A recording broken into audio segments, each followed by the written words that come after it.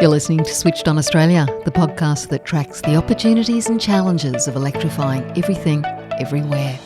Switched On is brought to you by the publishers of Renew Economy, Australia's best informed, most read website focusing on the green energy transition, and is supported by Boundless Earth. Boundless Earth uses philanthropy, investment and direct advocacy to help Australia become a global force in a decarbonised world. Hello and welcome to Switched On Australia, where we explore the people, the places and ideas powering the country's energy transition. I'm Anne Delaney. Thanks for joining me. Today we're diving into the Switched On archives again and taking you to the vast plains of Hay in southwest New South Wales. Hay is one of the flattest regions in the Southern Hemisphere and also one of the most attractive locations in Australia for large-scale renewable energy development. With high voltage transmission lines cutting through the region and wind developers lining up, Hay is on the cusp of enormous change. The New South Wales Government has designated it as a Renewable Energy Zone and recently allocated 4 major wind projects, although the developments won't be as large as initially hoped due to limited grid capacity. But the arrival of renewable energy isn't just about turbines and transmission towers. It's about people and the communities directly affected by development. That's what concerned Hay Shire Council most when renewable energy developers first came knocking back in 2021. They'd seen how other communities, even families, had been divided when renewables arrived. So they set out to stay ahead of the misinformation that can spread when people aren't fully informed, and to empower their community to take part in the transition. Basically, they set the rules of engagement. The process they led not only brought the community along on the renewables journey, it helped shape a list of proposals that will deliver lasting benefits. They've secured a 30-year commitment for cheaper electricity for residents and community benefit funds intended for education, health infrastructure and other local priorities. And the Council is helping the region plan long-term economic resilience through renewable energy and helping diversify Hay's economy beyond agriculture and also deliver services like housing and transport. My guest today is McLean, the Economic Development Manager at Hay Shire Council, who has helped guide this process. Ali, can you just describe the Hay region for me, where it is, how big an area it is, and what sort of industries sustain it? Hay is located in southwestern New South Wales. If you draw a line between Sydney and Adelaide, we are right in the middle of that. We're a small community, 2,900 people. We're made up of a central service centre in the community of Hay, which is on the banks of the Murrumbidgee River, and then we have 2 smaller villages, Maud and Bulloogle. The Hay region is known for its sheep, so merino sheep were bred just to the south of us here, and so we've traditionally been a very big livestock area. We still are, 66% still livestock.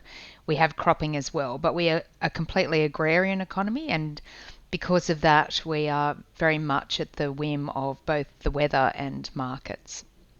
Now, Hay has been identified as a suitable area for renewable development, large-scale renewable development. Tell me what makes it so suitable and what it could potentially mean for your local community. So if anyone has ever driven across the Hay Plains, I should have mentioned that it is the flattest place in the Southern Hemisphere. And by flat, people tend to think that there's going to be an undulation or some trees, and that is not the case. It is literally just flat, and there are no trees. We have a perennial plant called a saltbush, which is really the basis of our existence to a degree. So we're very, very flat. Our topography lends itself to wind developments in particular. We often joke that if you've ever stood in a set of sheep yards on a windy September day, you can fully understand why they thought this would be a good place to have renewable energy development. So the topography really suits, but we're also very sparsely populated. So our farming community, our primary production is large-scale commodity farming, And because of that, we have very large holdings when we're talking about both family owned and corporate owned primary production. So when people often talk about renewable developments, they're thinking about areas that have lifestyle blocks and hobby farms where you're talking to upwards of 30 neighbours and landholders. In our situation here, we're actually talking about 5 or 6 landholders as part of that conversation. And strangely, and I have learnt this over the past 4 years, it's much easier to hide a wind turbine on a very flat hay plain than it is to hide a turbine in hilly country.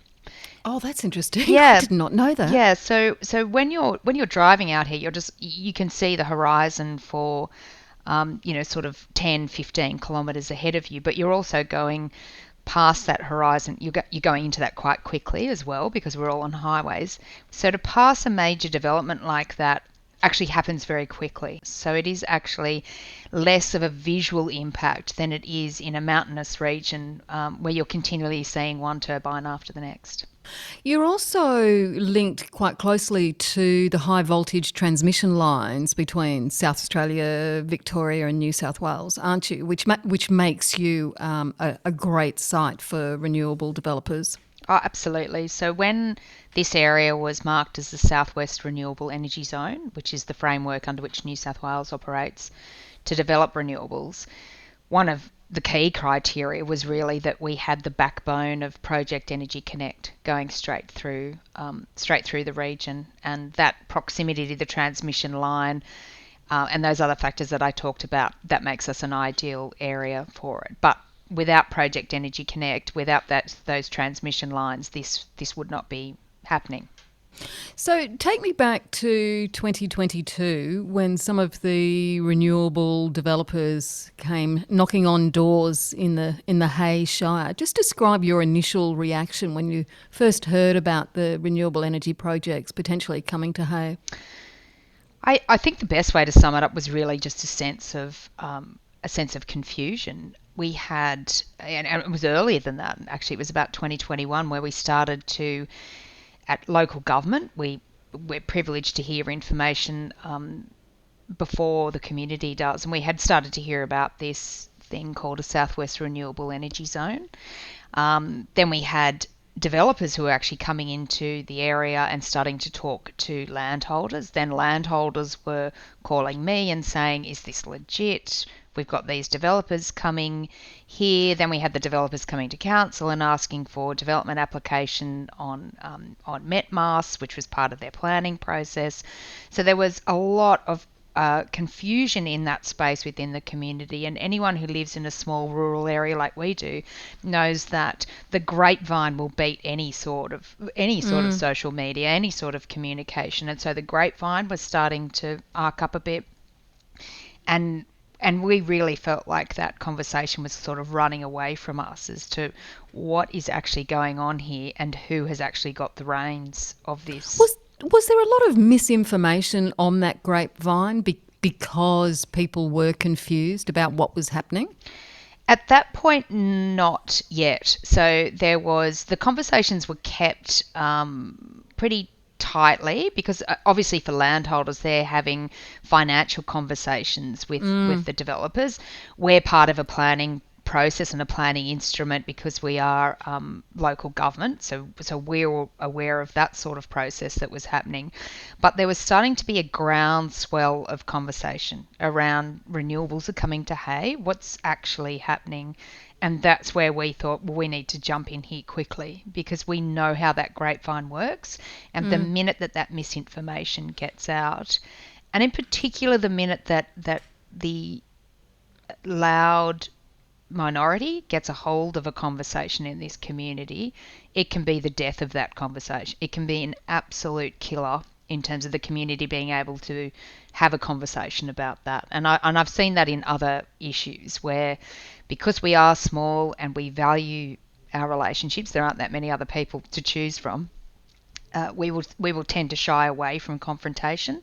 And so you can see that when those loud voices get a hold of a topic, the rest of the community will shy away from that, and then that becomes the truth. So whatever Yes. is being said out loud and at the loudest, that becomes the truth. And I was very concerned about that happening, because I had friends in the other reses who described to me the breakdown of family relationships, division within communities, because nothing had happened at that very early stage to stop that misinformation from running riot. So you were trying to get ahead of the misinformation before it took root within the community, essentially. I really wanted the community, I wanted there to be an open discussion. It wasn't about making people choose a side. And I wanted people to be informed in that discussion, because I knew the misinformation that was out there, and some of it was, eye rolling sort of information that would be quoted back. And I think our community, we're a very resilient community, and I think, given what we'd been through a drought, we'd been through a flood. We knew the impacts of what was happening in that broader sort of conversation around the climate, and I saw this as a real opportunity, obviously, but I wanted the community to have discussion and not division. I didn't want to see the community, split in half because people had put their flags in the ground about whether they thought climate change was real or not. And in fact, what I thought was a more important conversation was about this opportunity that was being presented to us. So I didn't want people to have to choose a side. It was really about, do we want this for Hay? How difficult was that, though, to balance, your concerns about the potential disruption to the community with your clear recognition of the significant economic opportunities presented by renewables? And just to underline, you are the economic manager for the council. Well, it's my job to look at this. One of my jobs is to attract investment to the region, and gosh, in terms of a KPI, this was a massive tick.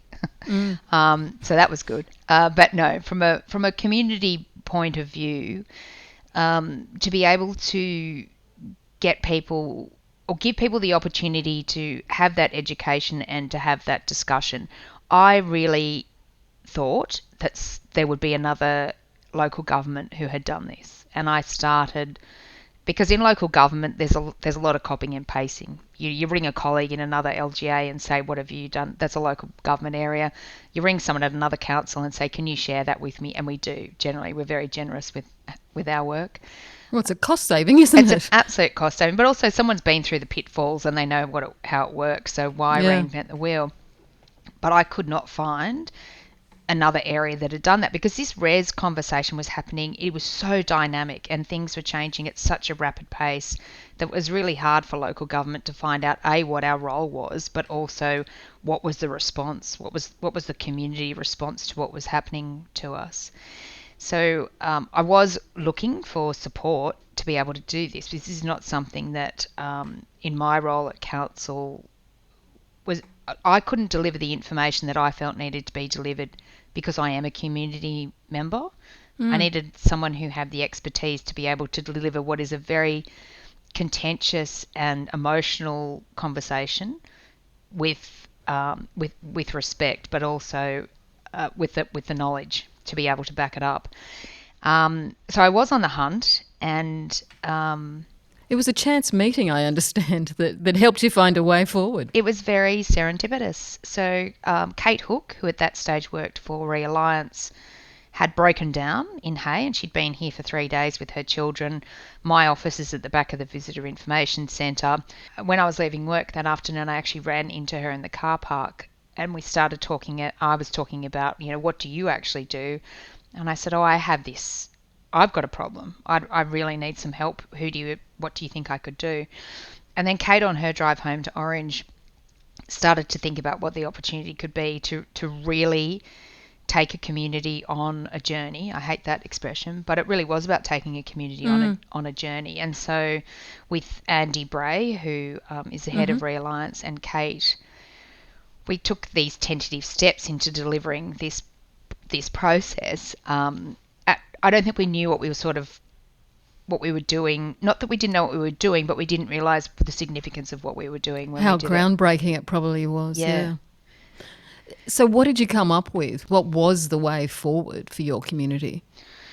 At the very heart of it, it was about education and information.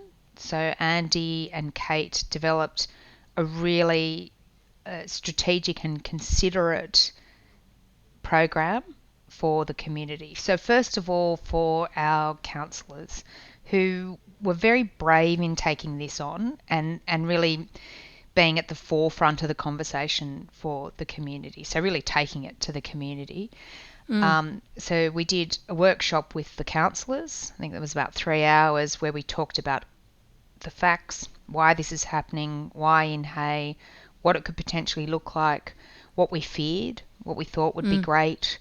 A very honest conversation with our councillors, and that was really important because in a small community like this, councillors will get those conversations in the supermarket, on the sidelines at sport on a Saturday, in their businesses. You know, there's no delineation. You are a councillor all the time. There's no kind of clocking off.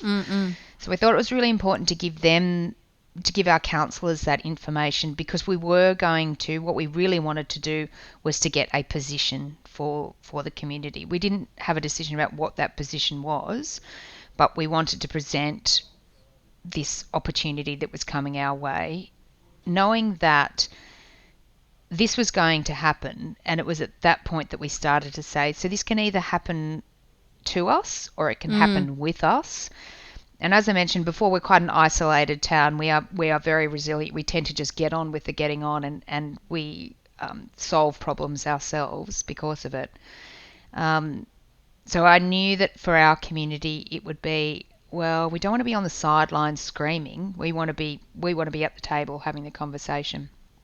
And when you say you wanted a position, was that as broad as whether or not you're in favour, the council is in favour of some of these developments, or was it something you weren't even sure of when you started this process? The conversation was not about whether we were in favour or not of the developments. The conversation was these developments are going to happen. This has been mandated and legislated by the New South Wales government. This is going to happen, and there is an opportunity for us to control this conversation and be right at the centre of it, or this can just go right over the top of us, and that will be a much worse outcome for our community. So what is the position that we're going to take? We're either going to take a very forward position where it is we will be part of it, we want to be part of the conversations, we will tell you what the community wants to see, these are the conditions on which you come into our community. It was like a rules of engagement, I suppose. And that was the position that we were looking for. So it was really about taking control of what this looked like for our community. And at this stage, there were no developers that had put their proposals in? So they'd already started to do planning processes. So in New South Wales, the planning process runs concurrently with what is a competitive access scheme. So it's very different to other states where the capacity that is in the transmission lines was part of a competitive process. So we had 9 developers in Hay alone who were looking to bid in to get the rights to have access, and that process has only just been completed in the last month. We'll go on to that a little bit later, but just tell me about some of the workshops that you organised for the community and some of the initial community reaction in those workshops. So the next stage that we did after we'd spoken to the councillors is we actually pulled together a group of people who at the time we coined thought leaders. I think it was a bingo word going around.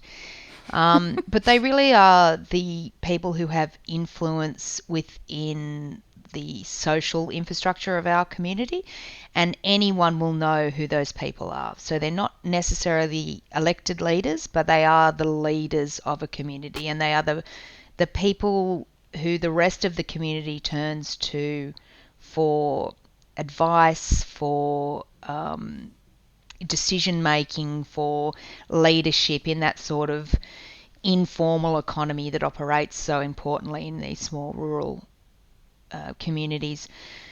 So we pulled together 12 of those people, and they were across all sorts of demographics. So men, women, different stages of life, different stages of education, landholders, people who lived in town, people who have moved to town, people who've been here their whole lives, a real cross section. And we brought them into a room, and for 4 hours we spoke about everything and anything to do with renewable energy and renewable energy development, with the aim of it being, again, to get a position from the community. So it wasn't about forcing a decision or forcing people to put their flags on either side. It was about presenting this conversation around, is this an opportunity for our community? Is this something that we are going to really go for? You focused on the economic benefits for your community, essentially. We focused on economic benefits because, again, in New South Wales, which is different to the other states, there are mandated community benefits that flow from these projects. So there was a quantum that we were working with at that point, but it was a little bit more than just the financial gain. It was about the programs and projects that would come with these developments that would deliver benefit to the community as well. An example would be helping businesses to be able to develop the skills to bid into these construction projects, not necessarily the ones now, but perhaps in 10 years' time, delivering that sort of program. So we knew that there would be all of these other additional benefits that would come from these energy developments. And really, at the end of that 4-hour session, we said to the community, so is this an opportunity that we want to take? And a quote that I often use, one of the participants in that group said, and he was, president of the local AFL club, he's a landholder, he has lots of connections in the community, and he just said, I don't want this. I don't want to have wind turbines all over the Hay Plains, but I tell you what, if this is an opportunity for our community, then let's go for it. And that, to me, was success, because Yes. it wasn't about making people, declare their ideology. It was really just about what is best for this community. So it really was putting community at the heart of the conversation. So do you think that putting community at the heart of the conversation, that's what helped break down some of the initial scepticism? I think it was two things. One, it was about presenting facts. So another thing that happened in that session that was fascinating was a conversation from a woman who was sitting in the session, who born and bred in Hay, and she quoted back that, you know what, farmers don't want this. I saw it on Sky, and farmers do not want this. And she was sitting next to a landholder who was potentially going to be a host, and he said, this is the greatest thing that will ever happen to my family if this comes off. This will mean that I won't have to worry as much about drought. This means that I will get to make really good business decisions that impact on this town. This means that I'll be able to keep people employed when we go into that inevitable drought that's just down the road. And that conversation was like light bulbs going across the whole room, because it was, here is a piece of information that I have received from the mainstream media. Now I'm talking to the person who they were actually talking about, and I'm being told a very different story. And so it was those conversations within that group that were really enlightening. And then I think it was that that group of people were treated with all of the information that we had at hand. So it was about saying, you guys are grown up enough and smart enough to digest this information and make your own decisions. I'm not going to come here and ram it down your throat. But it also raises that crucial issue of the benefits that can go to the landowners but not to the community. But by putting that focus on community needs and what the community themselves come up with, it broadens out the benefits, doesn't it? That it's not just the landowners, which can split the community. Absolutely. And as I said, the New South Wales framework for how the renewables have been developed in these reses has been quite beneficial in having those conversations, because we were able to go to the community and say there will be a financial gain for the whole community. And we've also been able to negotiate affordable energy from the developers. We're looking at legacy projects as well. So we were able to present that. That's a very different conversation to what happens in other states, because it is often just about these landholders becoming enormously rich from the benefits of wind turbines. I say that with jest. And I think what was really interesting in that conversation was that the landholder was saying, this is not going to make me a millionaire, but it certainly takes the pressure off. And because we are an agrarian economy, everyone in that room understands that the minute it gets dry, and we've headed into a bit of a dry spell now, the wallets just get closed up. Economic activity really starts to slow down. So everyone understands that at a very personal level. For us to be able to say, here is an industry that will protect us or diversify us from those dry and now flooding periods. And I think what's really interesting for a community of our size, there's often a conversation around, well, what's the operation? When they get to the operational stage, what kind of a benefit is that to the community? For a community of our size, to have 30 additional workers is really, really significant.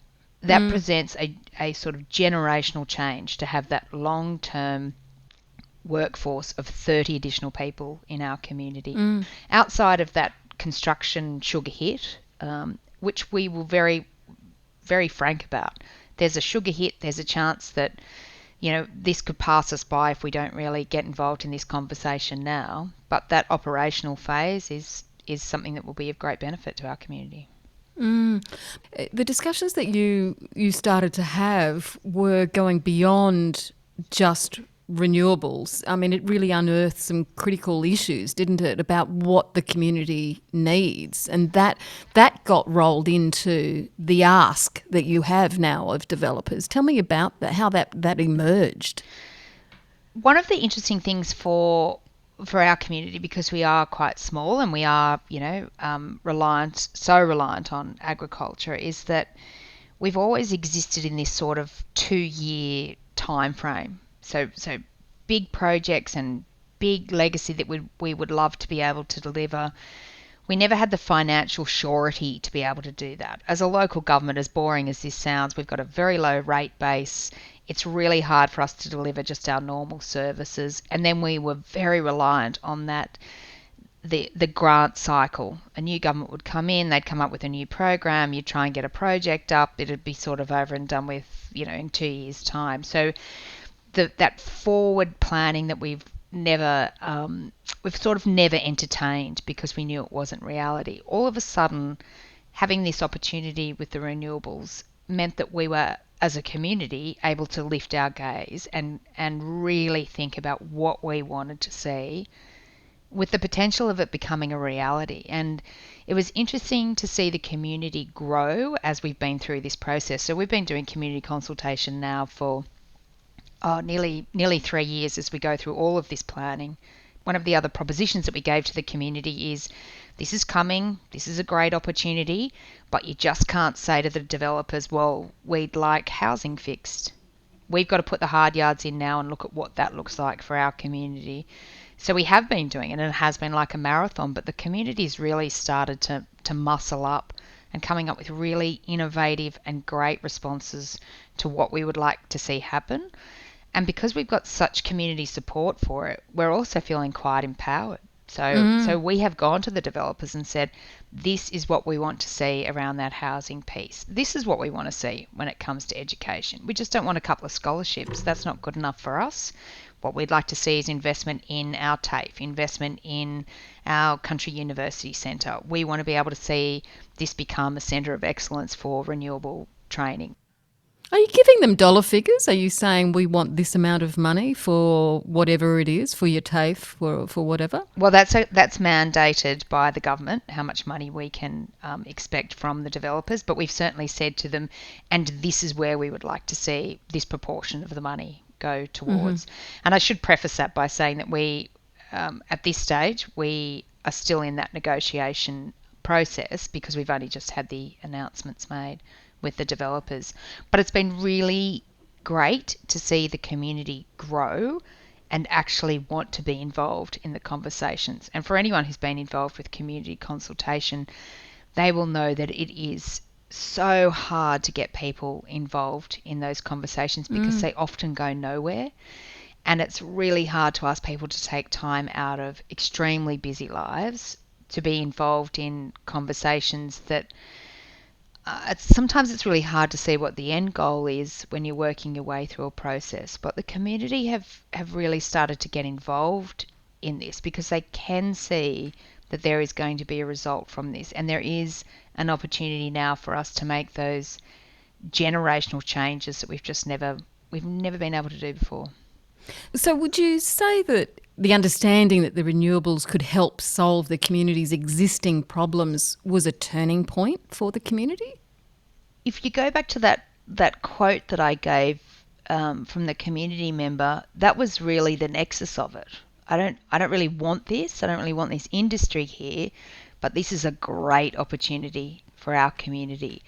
So yes, it did change that conversation, and we've never been able to diversify our economy because we are a long way from markets. We are really quite an isolated area. But now, because of our location and because we would be hosting renewable energy developments, we now became a really attractive place to do business and to invest. And that was an absolute step change for our community. Prior to that, we'd always been just grateful. We'd be so grateful if someone turned up and looked at us as, somewhere to do business, or so grateful if someone expanded.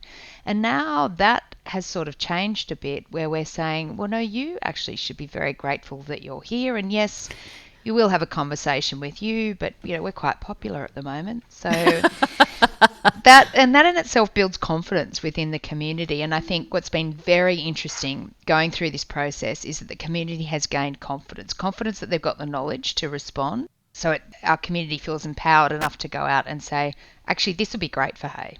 And they can do it with confidence. And some of the feedback that we got from when we went, the next stage after that was to go and do town halls. And some of the feedback that we got from that was, well, thank God someone's got our back on this. That's great. Yep, okay, that's fantastic. So I don't have to worry about it as Joe Public, but someone else has got my back, and I will contribute where necessary, but it's not something that I have to stay awake worrying about of a night time.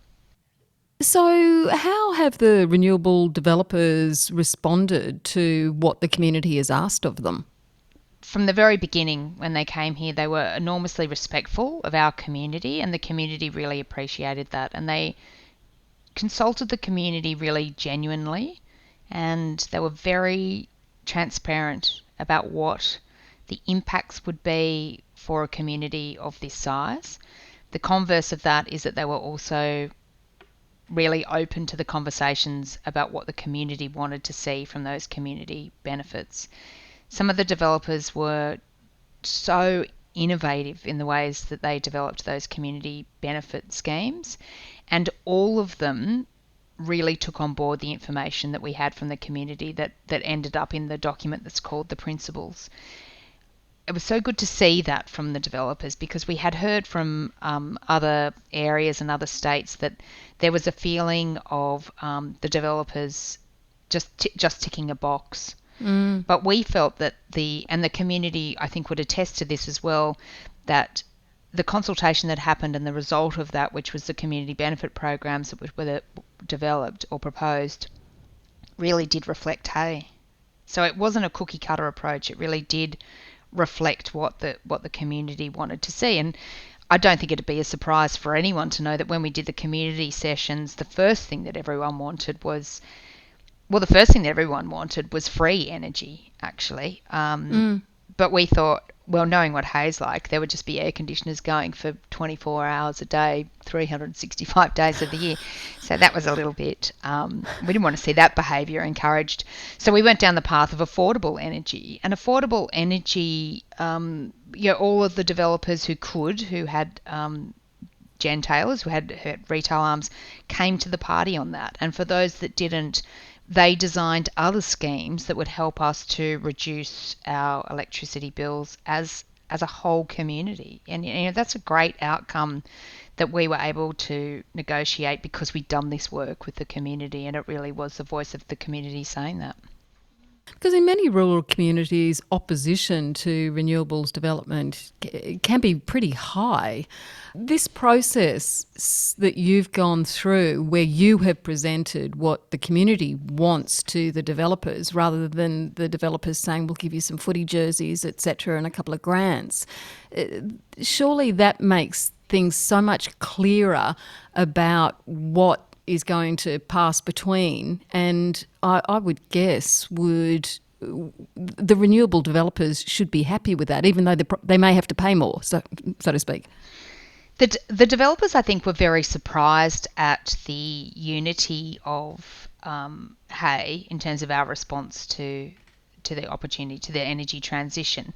But it is a very place-based response, I should say. We are one town in the LGA, essentially, and it is much easier to wrap your arms around one community in one geographic location and get some unity than it is for those other areas who have multiple towns and villages who all have their own unique ideas about what should happen in terms of community benefit. So, I think we did it. This was great. This process was fantastic for our community, but it is very particular to this region. But the developers recognised that. In fact, when they first started to do their community consultation, because they were required to do that as part of the process, they were just surprised, because they said, normally we go into these with flak jackets on, and we're just not experiencing that at all. People are really welcoming, and they say this is going to be great for our town, and I hope you get up. So they found that very different. But I think because of it, they were much more open to the ideas of developing these community benefit funds and programs with the community. So they weren't trying to combat and therefore perhaps make decisions that quieten down that voice. They were really like, well, let's think really differently about how we do this. Here's a community that's going to embrace renewables. We could do some really different things, because they weren't resourcing and putting their energy into trying to stop the anger and the noise. And that is a really genuine feeling from the community, anger and fear. It's a massive change that we're about to undergo. But they didn't get that in Hay, because we are quite a unique community in that we are isolated, that we do have a sparse population, that we're probably just a tiny bit more exposed in terms of the economic impacts of drought and flood, and because of the size of our holdings. So all of those variables came together to create this almost perfect storm of, here's a really good opportunity in this small place where we could do something really different. So where are things at now? You said that all the developers have agreed to provide affordable energy if the projects go ahead. Where is the principles document and the communities ask what they want for the community? Where's all of that at now? So the access bids, the access scheme that has been announced by Energy Co. Those announcements were made at the end of April, and we have 4 developments across the whole of the Southwest Renewable Energy Zone. So there are 2 further to our east at locations called near Colliambley and Jerilderie, and then there are 2 developments that share a footprint with our neighbouring council, Edward River Council, and our council in Hay. So that's Sameva AGL with Pottinger Wind Farm, and Bayvar with Bulwar Wind Farm. And so we now go into a phase of really bedding down what had been proposed in their access bids. We have developed a really good relationship with the developers, knowing that this was a relationship that was going to go on for 30 years. So it was a little bit of start as you mean to proceed, and the developers have been appreciative of that as well. But now is really when the rubber hits the road where we start to look at those negotiations, because neither of those projects were actually granted the full capacity that they had bid in for. So that sort of changes the quantum that we were talking about originally.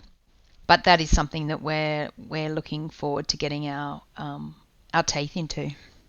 And so, in terms of actually bedding down what the community is going to get, that the negotiations will be done through council. There's a number of ways that can happen. So obviously there will be payments to landholders and neighbours. We have no visual on that. That's not something that we're privy to, that information. Then there are what are traditionally called voluntary planning agreements, which is interesting because they're not voluntary. But that those planning agreements is the way that the New South Wales Planning Department have suggested is a good way for the funding to come into the community. And that's really because local government is, generally stable, has good governance and financial legislation around that. But the developers also have the ability to run their own community fund. So that has generally been a smaller fund, and that's where we're talking about that sort of ongoing sponsorship, the smaller funding that goes towards the footy shirts and the golden boots, as we like to call them, which are still really important. But what we have said as a community is we want to see that money that's coming into this community really used to amplify our wishes into the future. And so looking at this as a 30-year time frame where you have that funding coming in for 30 years, that's very different for our community. And we've done a lot of work to make sure that we've got some really good plans in place, including bringing in young people. So we're talking to 16, 17 and 18-year-olds, because they will be the ones who are dealing, with these projects and with those funds into the future. So it's a really long-term view that we've taken, and that's probably something that we've never had the privilege to do before. There's also another bucket of money that becomes available to the community through an access scheme. So all of the developers pay an amount of money to the government through Energy Co, and that money is then delivered back into each of the LGAs within the Southwest Res. So that program is yet to be finalised and designed, but that again is money that we are able to use towards this sort of wish list that we've developed. But one of the things that our community has been very firm on is that we don't want to see any sort of division come out of that money coming into the community, that we want to see all of that money pulled together to be able to deliver big generational change. What else is on your wish list other than affordable energy? Oh, it's such a long wish list. So, I mean, it's the three chestnuts that any community, both urban or rural, I would suggest, really face, and that is housing, childcare and education, particularly challenging for us in rural areas. So we're looking at developing a work camp in Hay that would be used by the developers, that would then be repurposed into assisted or independent living. That's not a facility that we have in Hay at the moment. And if we pull that lever, that has an impact on so many other systems and issues within our community. So that means, if we're able to provide that sort of legacy project, that frees up housing for families to be able to move in, that frees up the rental market. It just does it answers so many of the questions that we have, or so many of the problems that we have. We're really interested in looking at long-term educational outcomes for our community. It's very challenging for young students and mature age students to gain education because of where we are, be that TAFE or through university. So that's certainly something that we're tackling now, and we look forward to working with the developers on delivering those outcomes as well. We're looking at how do we reduce that energy burden on households. So we're looking at affordable energy, but we're also talking about battery energy storage systems at both a community level but also at the individual household level. We're talking about projects in terms of investment. One of the great outcomes of this for our region and for Hay in particular is that we will be able to attract capital to this region and investment from businesses because we are hosting renewable energy development. So to be able to do that, to be able to say, we are a renewable energy area and we do host and we gladly host, that really changes the conversation for those energy hungry industries, and be that anything from value add ag down to data processing centres. It really does change how that investment looks for businesses and for organisations looking to do that. And it also changes the way that people view Hay. I mean, people tend to think that we're a bunch of hicks out here just following sheep around, but this response has been a really educated response to, here is an opportunity and we'll embrace it as a community, and we will host large scale industry that will change how Australia operates. So what a great place to invest. You should come and speak to us. That does change that perception of us, and that's another really important benefit that I think often gets left to the side of the conversations, but it's something that's really important to our community. Ali, how important do you think that the role of local government is in navigating these relationships with the renewable developers? And do you think that most councils are equipped to play the role? I think whether we like it or not, local government is the lead agency in many of these areas. And we are the first port of call for everything. And there is an expectation that council has the resourcing and the skills to be able to respond to this. There's an expectation from the community and from developers and the state government, and that is not always true. I mean, we are very small councils generally dealing with really broad issues, trying to be sometimes all things to all people, but the expectation is genuinely there from the community, and so it should. I mean, local government is here to represent the community at the very heart of the conversation. Are we resourced to do it? No, not if you look at business as usual. This is something that is very unusual for us, and really the impact for a community like Hay hosting a renewable energy development is exactly the same impact for a community like Dubbo hosting an energy development. But Dubbo has a lot more scope to be able to deal with that impact, just because of the sheer number of population, the number of businesses, the number of options around accommodation, water, all of those sorts of that sort of service that comes with hosting a development of this size. Those larger areas have a much better ability to take that impact than we do. So it is very challenging for local government to get into this conversation. But every local government has this at their feet now. So we are both we are part of that planning process. We are part of the community consultation process. We are part of the delivery of the funding for the next 30 years. Local council is involved in every single aspect of this transition. We'll be the ones who'll be talking about, roads that are damaged because there's been so many truck movements. We'll be the ones who are, talking about there's no accommodation because all of the FIFOs have taken up hotel rooms. So that the response is expected to be very local, yet I'm not sure that we have been resourced to be able to do that at this stage. But as I said, it's a very dynamic space. The conversations that we started with in 2021 don't even look familiar now because it changes at such a pace, and information that becomes available is so different to what it was 3 years ago. So we have to keep evolving. We don't really have a choice, but sometimes it does feel a little bit overwhelming, I'd have to say. Just a final question, Ali. What is the one main piece of advice you'd give to other regional or rural councils navigating similar situations with large-scale renewable energy developments?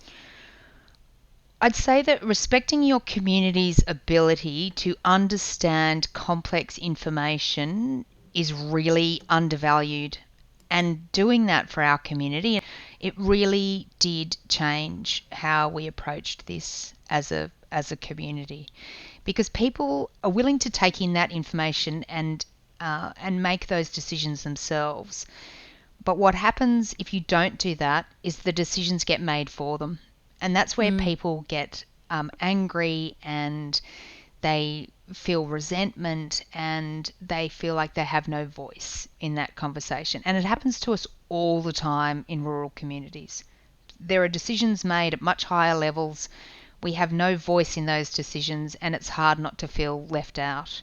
So I think for other rural communities going through this, and other rural and regional councils, it really is about saying, here is all the information, and we respect you enough to make a good decision for your community. And what has been so impressive about Hay, although we have some runs on the board about this, it really has been about what is best for our community. So the individual has taken themselves out of that, whether they want climate change, believe in climate change.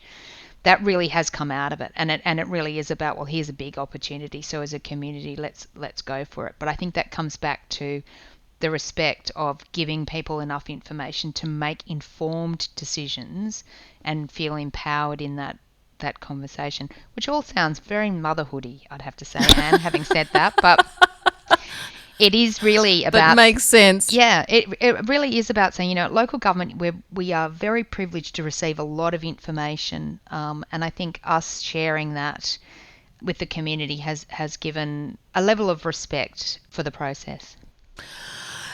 McLean, thank you so much for joining the Switched On podcast today. That is great. Thank you so much. And McLean is the Economic Development Manager at Hay Shire Council. We'll keep you posted on how the renewable developments unfold for the Hay community. That's it for this week. If you like what we do here at Switched On, please give us a like, a comment, and recommend us to your friends. It all helps spread the word about how the energy transition is impacting consumers and communities. I'm Anne Delaney. See you next time.